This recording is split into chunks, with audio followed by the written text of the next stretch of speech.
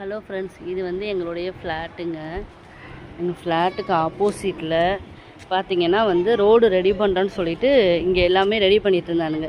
ஏதோ பைப்பை வந்து உடச்சிட்டாங்க. அதனால் வந்து கீழே இருக்க அந்த ட்ரைனேஜ் ஃபுல்லாக வந்து தண்ணி எல்லாம் வெளியில் ஏறி அப்படியே நிற்கிது பாருங்கள்.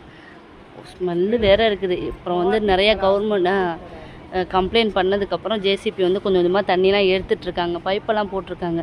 போன வாரம் சண்டே ஸ்டார்ட் பண்ணாங்க. கேட்கும் போகும்போது 15 நாளில் முடியும்னாங்க. ஆல்ரெடி வந்து இன்றைக்கி ஃப்ரைடே 8 days ஆக போகுது. இன்ன வரைக்கும் ஒரு வேலையும் நடக்கலைங்க. இந்த இங்கேக்குள்ளே இருக்குது ஸ்கூலு பாருங்கள். பசங்க எல்லாம் போயிட்டுருக்காங்க. பாவம் என் பசங்க போகும்போதெல்லாம் ஐயோ யூனிஃபார்ம் அவங்களுக்கு ஒயிட் கலரில் இருக்கும், கீழே விழுந்துருவாங்களோன்னு பயமாக இருக்கும். இப்படி தான் போயிட்டு வந்துட்டுருக்குறாங்க. शुभम, क्या शुभम?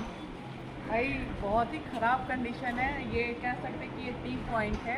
टी पॉइंट में उधर भी पानी है, इधर भी पानी है, उधर भी पानी है। इंसान जाए किधर? बताओ सरकार क्या कर रही है ये देखने के लिए। अभी तो हम लोगों ने नगर निगम को कॉल किया था कि टुल्लू पंप से पानी निकाले, तो देख सकते हैं थोड़ा बहुत काम चल रहा है।